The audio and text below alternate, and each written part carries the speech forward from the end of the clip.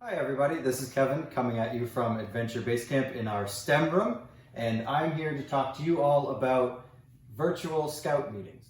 In this time where we have to practice social distancing, we have many forms of communication that we can put to our use in order to still facilitate our scout meetings.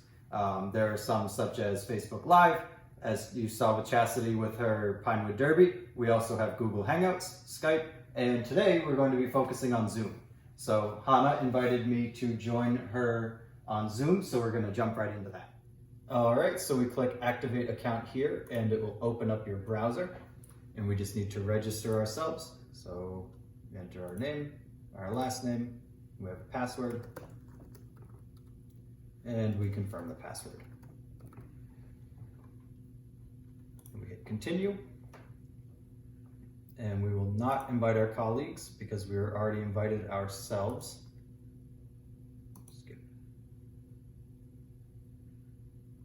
All right, so now it is time to start our test meeting. So we're going to start our meeting now. And what it says here is you can download and run Zoom. However, you can also run it through your browser. So you just hit click here to launch the meeting. That way you don't need to download and run anything. And then you hit start from your browser. All right, so in Zoom, we have a number of features down here on the bottom.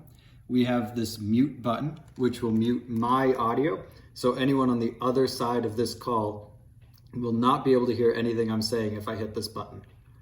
You can also start and stop your video with this button. So if you wanted to cut out your own video feed or add in your own video feed, this is the button you would hit. Moving over here to invite, this is where you invite your participants. So you can use your default email, you can use Gmail or Yahoo, but the easiest way may just be to copy the URL, which is the website address. And from there you can email it or text it to whoever you would like in your virtual scout meeting. Under here on Manage Participants, you have the host and you have the participant. So right now we have a number of options that we can do. We can chat, we can ask to start video, we can make Hannah the host, we can withdraw co-host permission, and we can rename her. So if we withdrew co-host permission, she would not have any administrative control over this video feed. It is recommended to have you and another adult leader in your unit as host and co-host. That way, when you hit this chat button, any messages that get sent to you from a participant, or you send to another participant, if there were more than 2 people in this chat, you would see that. But any messages that are sent or received to the host would also be sent or received by the co-host, which allows us to stay within our youth protection guidelines.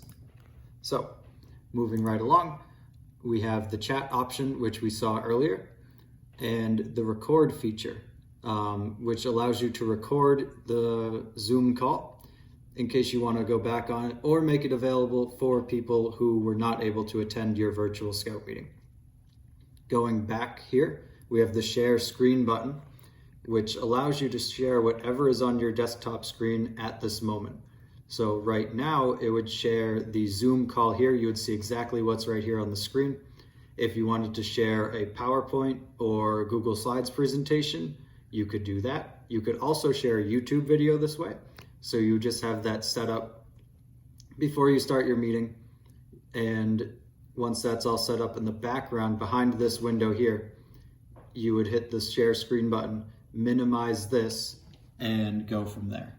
And you would be able to share whatever content you wish with your participants in your scout meeting.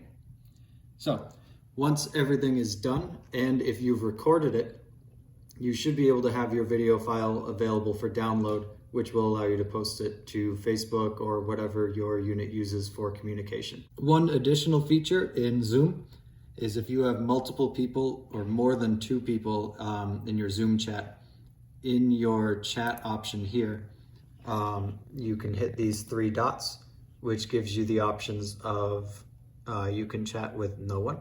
You can chat with the host only, everyone publicly, and everyone publicly and privately. Also, if you have more than 2 people and you have somebody who's not a host, then you are able to access the raise your hand feature. So this is a feature for the participants to use in order to let the hosts know that somebody who may be muted, whether it's through video or audio, has something they'd like to ask or put forward in the meeting. So it's a handy little feature that you can use.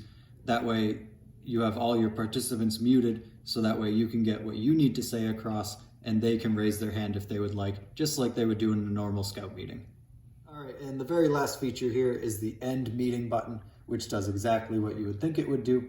When you're ready to wrap up your meeting, you say goodbye to everybody and you hit the end meeting, which will wrap up your Zoom call.